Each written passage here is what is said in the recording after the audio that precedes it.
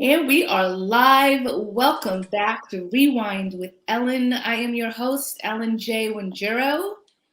And I'm our co-host, Ro Carter. How are you? Yo, I have missed you, Ro. It's been 2 weeks and it feels like an eternity. How are you doing? I'm good. I'm good. Had some family stuff and a lot of work stuff, but everything is hey-okay now. So I'm ready to rock. We have a lot. We have good, meaty time. I'm so excited to talk about this. So let me Yeah, know when you're ready. me too. I am ready. You know, we chose to take a 2 week hiatus right when all like the good stuff was coming out, but we had to do what we had to do.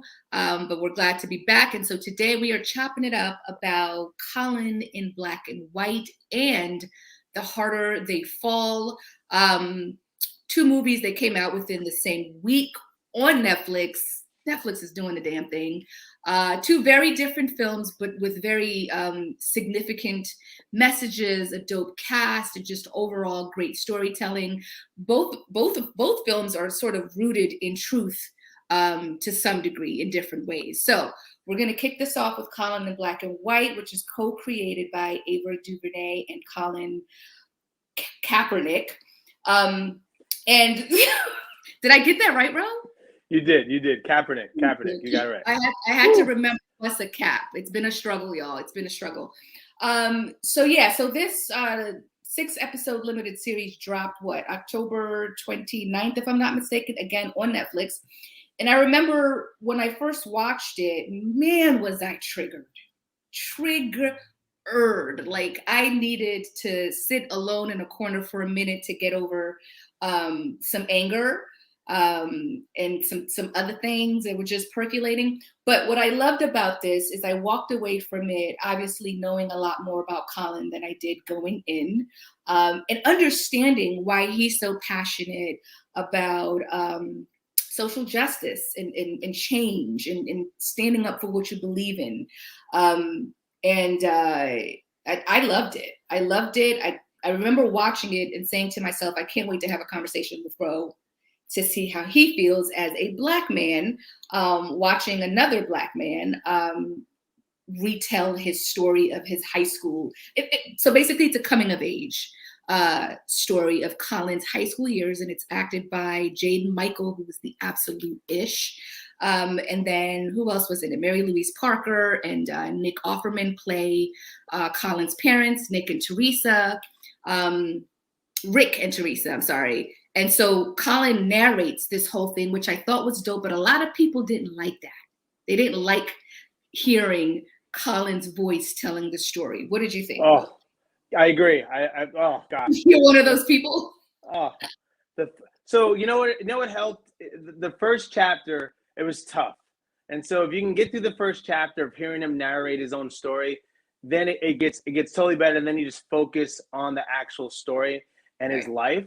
And so that I remember we spoke. I said, hey, I only watched 2 episodes when we spoke over the break, and I was like, it's tough to hear him speak, but you know that's his truth, right? And so everybody has their truth, and you have to hear their story. We have our own, I think, imagination of what we want to hear or who should narrate something, because we've had in that genre, when someone narrates, you have James Earl Jones, right? You have these amazing voices that you're just like, okay, this should be narrated.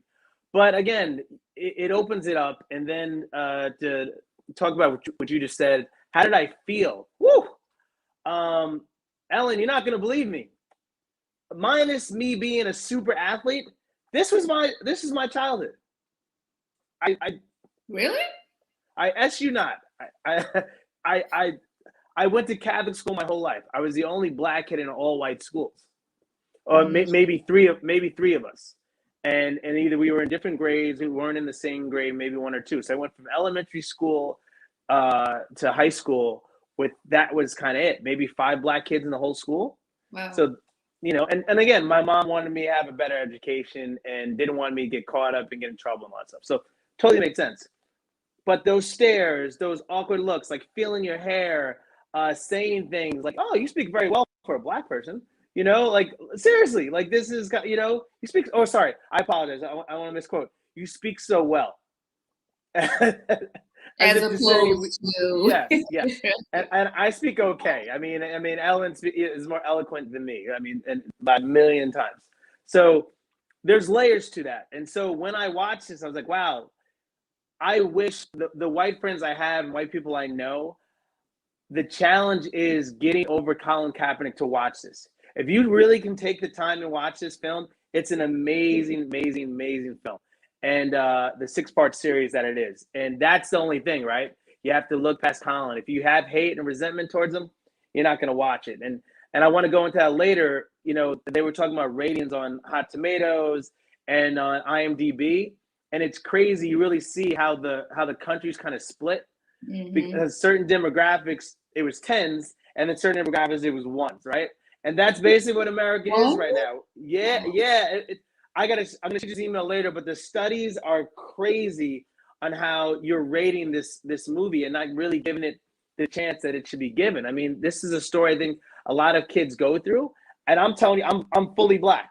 You have a mixed kid that's going through stuff. Imagine what Black people are going through, you know? So it's a deep conversation. Yeah, I think, and it baffles me because the people who are anti-Colin or who hate him, those are the people that actually need to watch this to have a deeper understanding of who he is and why he is. I loved that he narrated it. It felt like we were inside his head watching his life happen. And so it made it very personal and very intimate for me to go through that process. I felt like I was going through it with him because he was narrating it. I mean, in that first episode, I mean, it starts with some heavy visuals with the NFL and the significance between owning a team versus owning slaves. I'm like, yo, they went for the gusto first episode, and that sort of set the tone for what this would be. And I appreciate that, right? Once you watch that first episode, you're like, oh, it's that kind of series. So, you know, fix your mind to to sort of go there. And there were moments where I was really uncomfortable. Again, I was angry, I was triggered. And I thought to myself, wait, did all of these things actually happen to Colin? Because I'm like, okay, so maybe there's some fiction thrown in there. Surely literally everything in this episode didn't happen. So when I got the chance to interview Ava DuVernay, that was one of my questions. Like, so is everything rooted in fact or is there some fiction? She was like, no, everything happened. Everything you see is what Colin relayed to us, the writers, Michael Starbury and Ava. And so then we brought that to this limited series. And I was like, yo, I was really angered by his parents, right? And so I was torn with the idea that, you know, his parents were sort of impervious to what he was going through. They not that they didn't care, that they were indifferent, they just had blinders on. And maybe they didn't care about the plight of a young Black boy because they didn't know how to feel, or they didn't even know that those type of things happened. But in the same breath, they made sure this young man grew up to be who he was, who he is today. Like the father kind of made it happen for him on the football side by connecting him with an NFL coach to train him. Like while they were this, they also created this formidable man, this human being that he is today. So it's kind of like, I don't know how to feel. And I'm wildly curious about how they feel about how they were portrayed in this. Do they feel some type of ways? Are they looking at it like, wait, that's wildly inaccurate? Or damn, I'm going to take some accountability. I played a part in that. Did you feel any kind of way? What did you think about that with the parents? That's the hardest part, though, for even parents or even friends to realize that self-reflection. Like, oh, wow, I didn't know how that could affect that child. I didn't know how that could affect the relationship I have because I didn't even know I was doing that. I was just acting normal, right? So my normalcy is just, hey, I do this. I make sure you have a roof over your head, that you're fed, you go to school, you get a good education, and that's it. I didn't miss all this. I thought it was just a normal part of life. But for a Black or mixed kid, just being thrown into all the mix and not really having an outlet to someone to talk to about what was going on and really relate to, like, yo, I'm going through some stuff. You guys don't understand. Who do I talk to? What I really missed is that you didn't really get to see his brother and sister, really, and that interaction. I was like, what was going on there, right? Nothing. No one said, "Hey, man, it's gonna be okay," or this, or parents are crazy. The church has its own underlining thing, so I'm not gonna really go into that. But the faith is stronger than anything else. Oh well, it's gonna be this and that. That's just how it is. So it's tough, And the mom, I take my hat off to her. At first, I thought she was portrayed as a Karen, and then later on, I just saw her just trying to figure it out. Like, hey, I'm a white woman. This is before Karens, right? There were Karens, but we didn't label them yet. So she's trying to figure out, at a time when hip hop was coming on the scene like nobody's business. AI was one of the biggest stars in NBA. I mean, when I tell you, they did a beautiful job of blending in just Black culture throughout his tenure, his time of just growing as a person. And how that, because I remember I was like, oh wow, yeah, that was huge. I mean, that changed the NBA. We really we labeled them as thugs because of their hair. Isn't that crazy? Like, to really understand that and have a conversation with somebody like that today. Do you understand they judge me because I put my hair in a certain style? Like that's I was a threat. And you know what? I'll tell you, Ellen, that's one of the reasons I never got cornrows, because I knew, because of the situation I was in, I wanted to stay away from that attention. I'd rather you enjoy me for who I am, but I didn't want to be judged automatically by the way I looked. And so, hey, I would try to fit in as much as I could. And then when I got in there, then have the conversation, then talk about things. Oh, no, this is different. You shouldn't say this. That isn't appropriate. But otherwise, I was already mad. Oh, man, who's that guy? I'm clutching my bag a little more. Or he's a thug, or he's this or that, up against the wall. I was trying my best. I had bright colors and low cuts. That was it.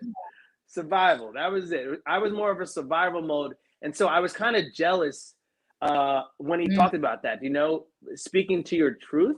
And I kind of hid away from it because I knew what you were going to encounter. And so he had to encounter that on his own, but didn't have anybody out. And I had it worse because when I went home, the people I knew, the Black kids around me, then they would say I was white. So I got the Black. So you're screwed either way. Either way, right. Trying to find your truth. So I really take my hat off to him for being willing to show, hey, this is who I am. This is who I want to be. Or even trying to figure that out at such a young age. That's hard.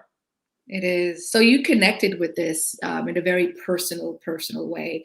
Were there moments where you felt like, ooh, like you might shed a tear, or you just felt some heaviness in your heart? Like, because I felt it, and I necessarily haven't been through those things, but I'm curious because you've experienced. The heaviness is in my heart is the people that I would love to watch this, they're not going to watch this. Right. That was the heaviness in my heart. The message that really, if you can look past Colin and really just see the message, hey, there are tons of Colin Kaepernicks out there in the world that are going through this. And at that time, we just brushed it aside, like, oh man, I love you, you're my friend. I'm like, no, you don't understand. And even his friend, right? Remember, he would say stupid things or just ignore it. Hey, I'm gonna get another thing, not thinking about Colin, like, oh, I'm getting another cake. When he went up there and got a cake at the hotel, he got in trouble. He got scolded for that. And so being mindful of what your friend is going through, not a lot of people do that. And so, but that's you being a kid, right? It's just, I'm not for me. I'm gonna have a good time. I don't care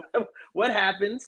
But to think about my friend who is of color and has to go through that. We're more of a mindful state now as a society. But back then, oh, hell no. I'm not stepping in front of a train for you. Now I can, because I understand who I am. I think kids are empowered more today than they ever were. But back then, oh, hell no, I ain't taking a bullet for you back then. It's right. Survival of the fittest, right? Survival of the fittest. Really quick shout out to Troy Jackson, who's watching. Hi, Troy. He says, excellent movie. Absolutely, it was. And I love that this wasn't the traditional autobiographical sort of storytelling. This was unique. This was a journey for us to literally watch Colin's path to power. Like, that's not always seen the way it should be seen on TV or on the big screen, like literally seeing the steps someone took to become who they are today. And not physical steps, but mental steps, emotional steps, things that happened to him that shaped who he is today. And so shout out to Ava DuVernay, shout out to Colin and to Michael Starberry for shaping this limited series the way that they did, because it really opened, it just opened up a different way of thinking, emotionally, mentally, and just understanding of Colin Kaepernick. And just switching gears a little bit, Jaden Michael, who plays young Colin. Oh, man. I hadn't heard of this kid prior to this, and my God, he did a phenomenal job. And so what stumped me is, well, first of all, I didn't know that Colin played football, basketball, and baseball. Like, I didn't even know I didn't know he was at that level of baseball. I had Right. no, listen, I follow sports, big football, I had no clue that he could have got a full ride or got a nice little check. Ain't that crazy? But I was like, get the hell out of here. I had no, and again, even doing all that stuff, they never brought it up. They never talked about it. Right. They just labeled him as the bad guy. They never said, oh, he could have had this, could have had that. Never. They never tell us the real, right? We never get to the deal. And so in regards to Jade Michael, like, he never played any of those sports, had no idea how to play those sports. And so what I loved about his portrayal was it came across as if he had, like, he was a pro. And, you know, when you think about the sort of training he had to undergo to come across as an expert, some training from Colin personally, right? Rightfully so. And then from wherever else. But he really drove the point home in such a believable and authentic way. And he's a smart young man. I've watched a couple of interviews and press conferences with him just to get an idea of who he is and how he is. And he kind of embodies young Colin in a very natural way. And in regards to Nick Offerman and Mary Louise Parker, I'm sure watching it, I kind of toyed with the idea of, why did they sign up for this? What made them 100%. I had no, like, I was like, why? Right? They're so opposites. They're more of a comedic role. Maybe that was needed to soften who the parents were. That's the only thing I was thinking at a deeper connection. Like, why would either one? I mean, listen, I think they're amazing actors and actresses, but why would you take on this role? And, you know, the only thing I can think of, if I had a stricter person in that role, then maybe I couldn't watch the next chapter, right? I needed that softer, like that humor a little bit. Yeah. Does that make sense? Yeah, absolutely does. And that's a very good point, because I've loved Mary Louise Parker since Weeds. And so she has the ability to just come across, to your point, very soft. Like, she will be, in her character, she will be dealing with some heavy-ish, but the way she sort of lays it out just has a very soft touch to it. And that, I guess, was needed for us as the audience to understand, like, they weren't these mean parents, right? It's not like they didn't love their kid. They truly loved their child.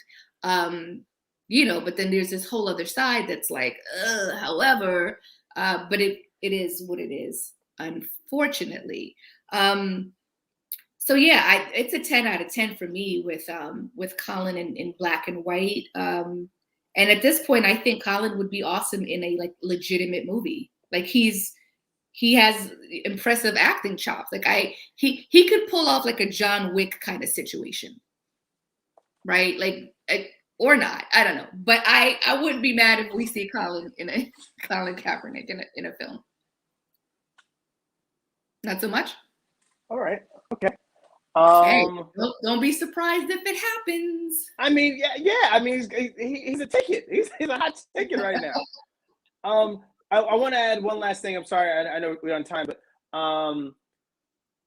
it blew my mind to think about coaching.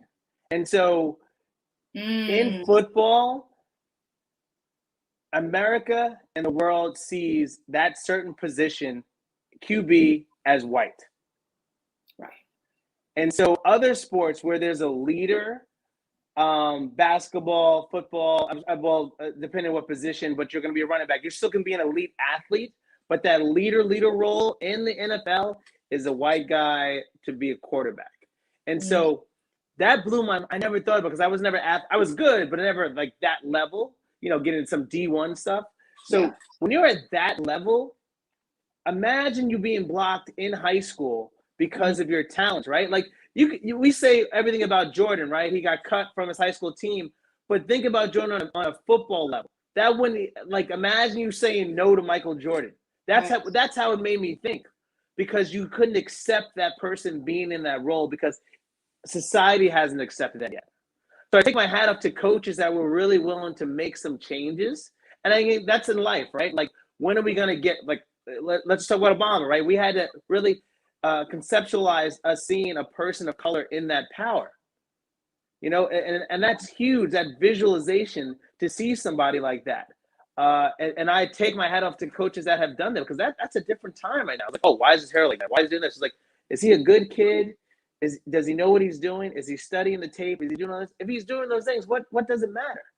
But it takes a bigger person to really see that. So that blew my mind to think about that. How many people have probably been robbed in sports? It's more than just talent, because you wanted to go to that next level and say, hey, I wanted to be that position. They said, no. We put you guys over there. You'll be better suited over there. Trust me. That's what all you guys do. Oh, whew, that was deep for me. I love that the series sort of highlights a lot of different types of demographics, whether it's in sports, whether it's at home, whether it's whoever, athletes, coaches. Like, be very aware of the microaggressions and the implicit biases and all of that plays into decisions that are made when it comes to young Black athletes, right? Because you know that's going on in sports behind the scenes that we're not privy to the point that you just made. Well, think about it. If it's happening as athletes, it's probably happening in the world. Yes. Oh, everywhere. I'm just saying. So, like, that's the hardest thing, is people to really watch that and the mind blow of that. Like, right. wow, Like, wait a minute. Happening here. Right. Does this mean that what what they're saying all the time is true? At this point, Colin, in black and white is a course. It's a class, right? It's something that needs to be shown. Ellen, thank you. You remind it should be the curriculum yes. to be, you know, everybody's complaining. I want to teach my kids. Yes, this you should have to mandatory watch this. Mandatory. School, at work, at home, wherever. Yeah.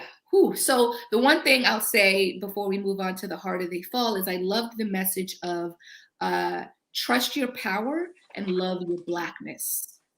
What? If I could get that tattooed on my neck, I would. Trust your power, love your Blackness. That's the biggest takeaway for me. That's who Colin was. That's who he grew up to be. And that's who he is today. And I love and respect that wholeheartedly.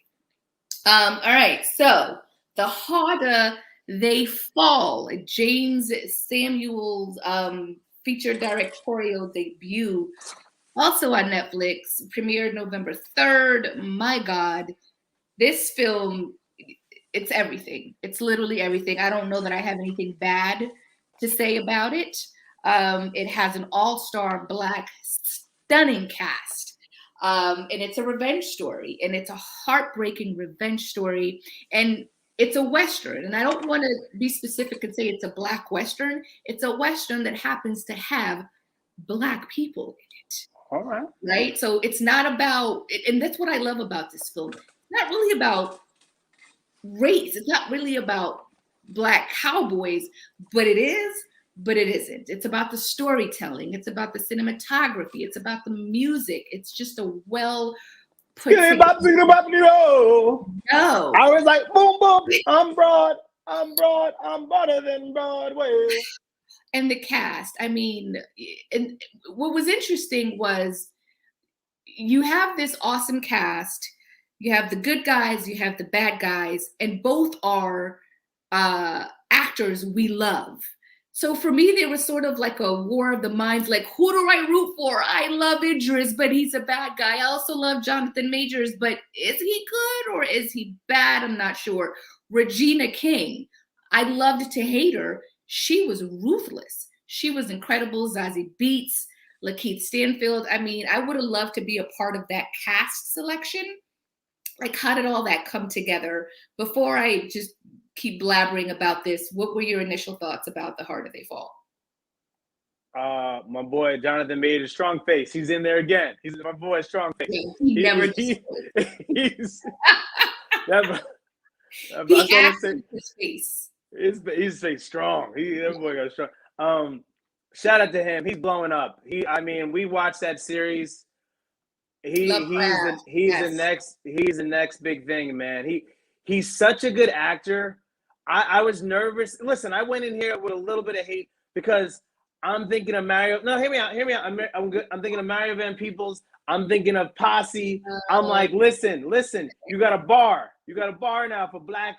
Again, I'm not saying it's a black, but you have a bar for what we've been allowed to see. So I was like, okay, let's see what we got here. I loved it. For me, Delroy Lindo, my brother, thank you. I love this. He's gonna go down as one of those black actors that have just been killing it for so long. And when he tells a story or when he speaks, he's like one of those guys at the barbecue, one of the old brothers at the barbecue. You just have to hear him and listen.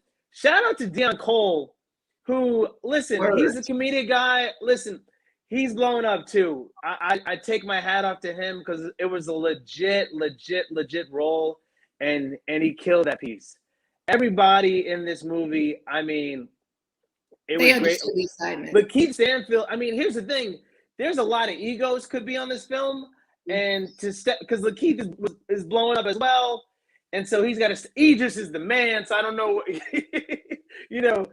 that step back of that. So I can't even imagine what the set was like. I'm sure it was amazing.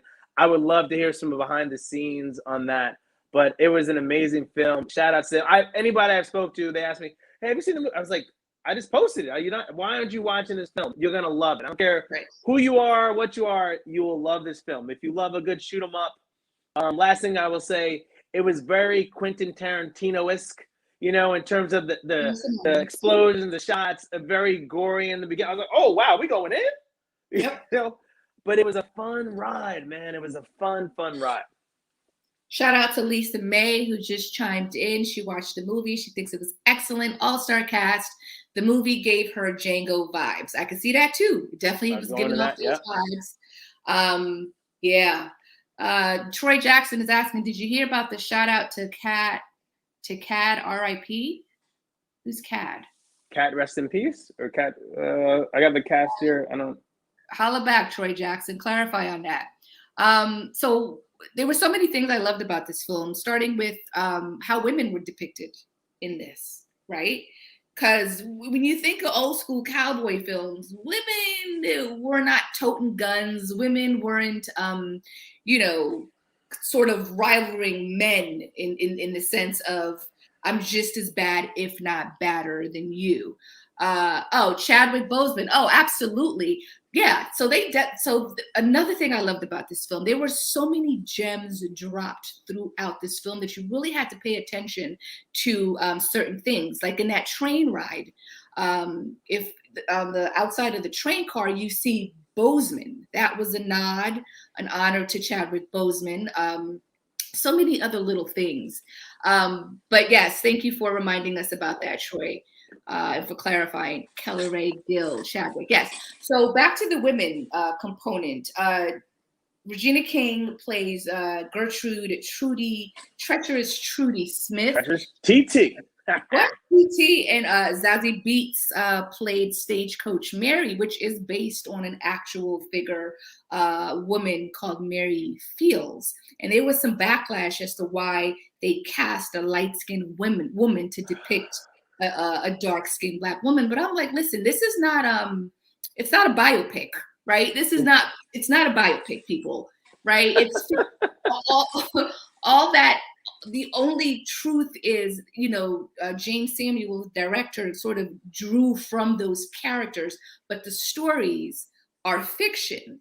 So I don't know why people are tripping about that. Like, let people do what they do. We're gonna cancel each other before we get. I mean, we have a Black film. People be excited about that, please. An all-Black film for us, by us. It's 2021. It took this long to get that. Are you kidding me?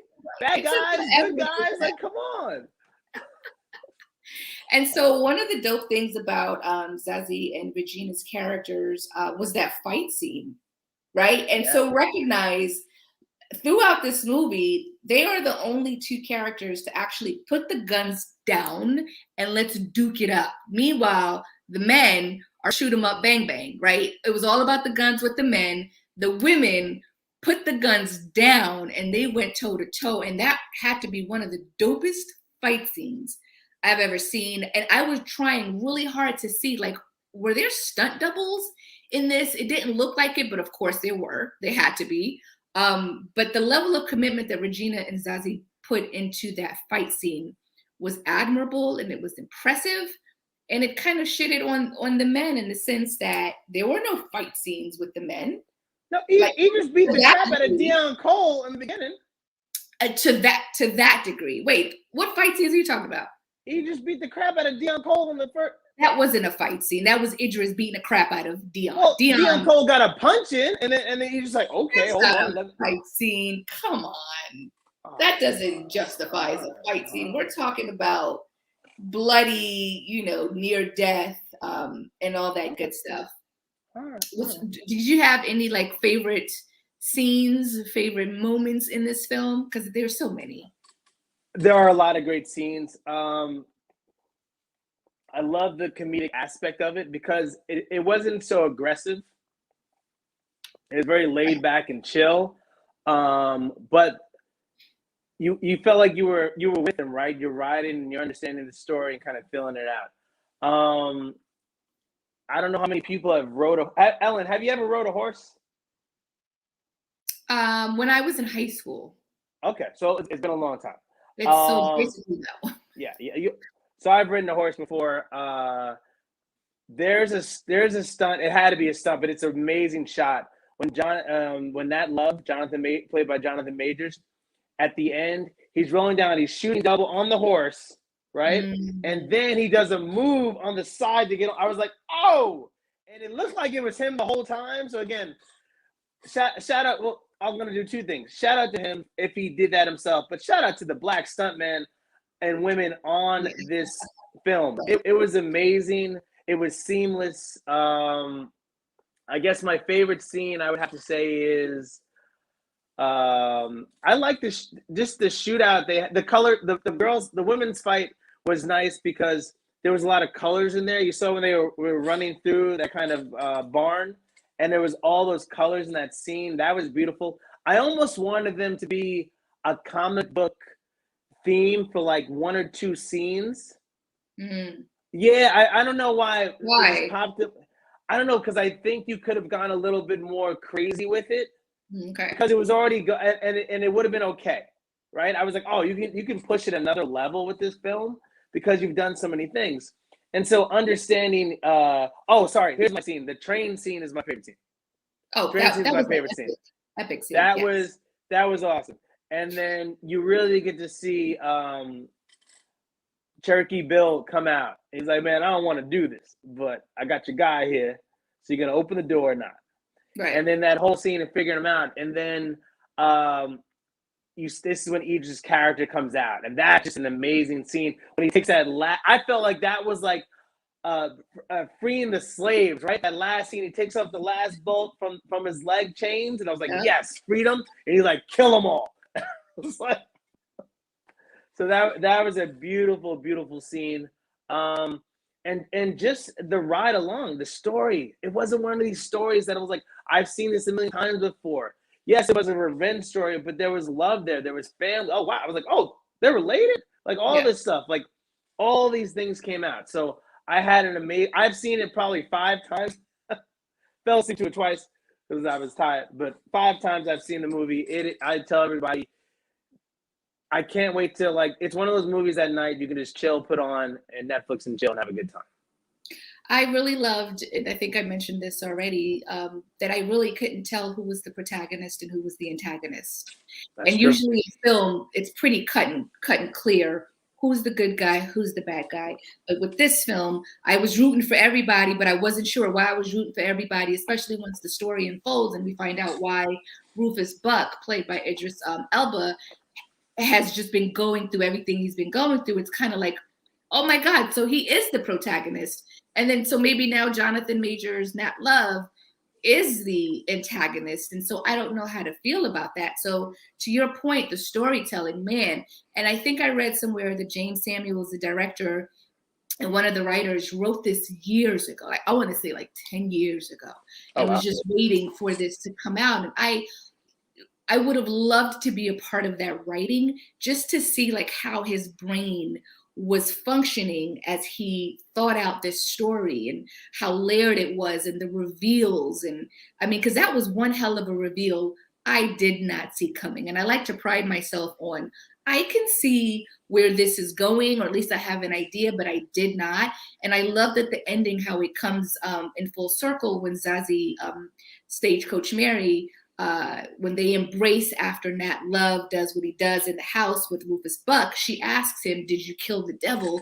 And his response is, "I don't know." Right? Because now he understands that he's the devil. So when you think about revenge and redemption, like it wasn't enough for Rufus Buck to kill Nat Love. No, I want you to become me, Nat Love. So you have to know who I am, who you are, and our relation to each other, and know that you got a little bit of me in you. I think that's just kill me. I don't even want to know. I don't want to live with that realization that you are my brother, and I have some of your evilness in me. Just kill me, because it's just too much. Well, To his evilness overpowered him, right? Because he changed his whole lifestyle. right. His father was this new saved person. Now he's a preacher, Woo. and now the innocent. Now I've messed you up so bad that you just went on this killing spree your whole life, trying to find me and hunt me down. I was going to hint on what you were saying earlier. Another scene, Delroy Lindo. One of the quotes. It was funny. He was like, "Nah, he's not the devil. The white man's the devil." That's Right.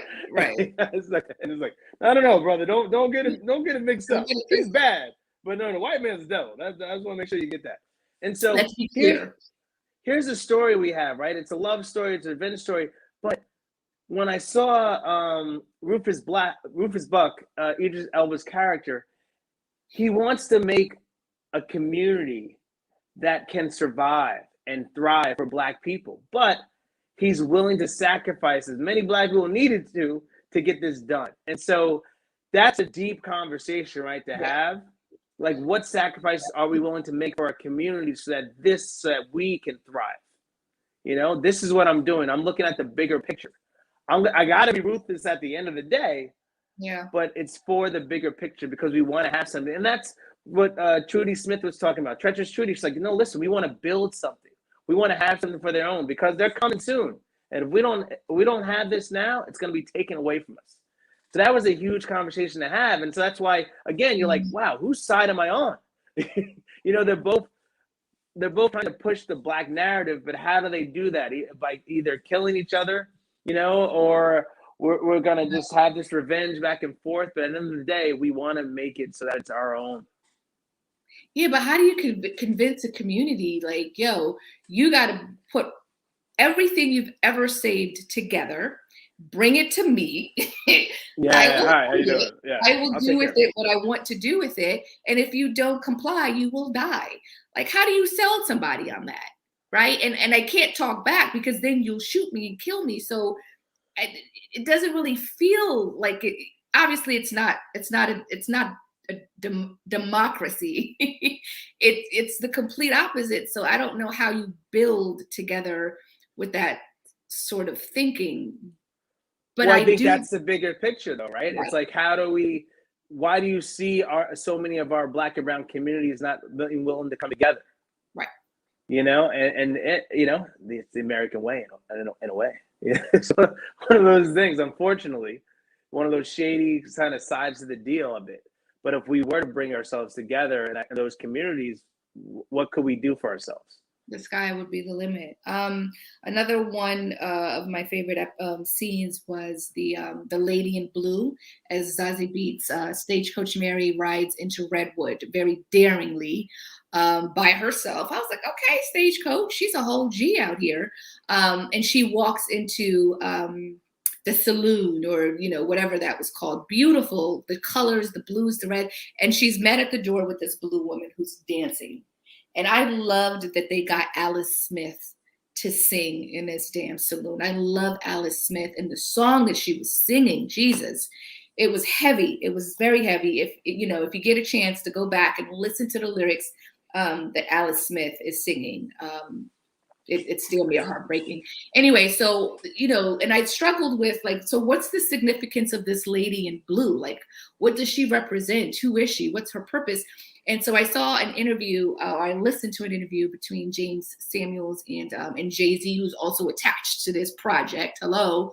And the significance has to do with the lady. She represents water and movement, and somehow it's connected to the lyrics that Alice Smith is singing about, and her dance signifies hope. So I had to go back and rewatch that, and I was like, okay, that makes sense. Again, going back to the lyrics and what Alice Smith is singing about. What else? Let's go to the comments really quick. Rashad is back. Rashad says to us, I almost missed you guys. Hey, El and bro. Hey, Rashad. What's up, Rashad? You haven't forgotten about us. Welcome back.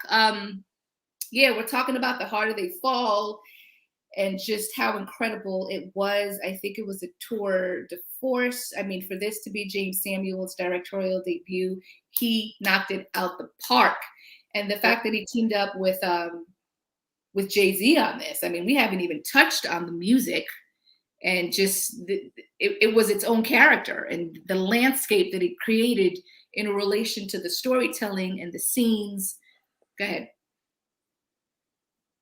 It's very listen. He is the black. I'm gonna say it again. The black Quentin Tarantino.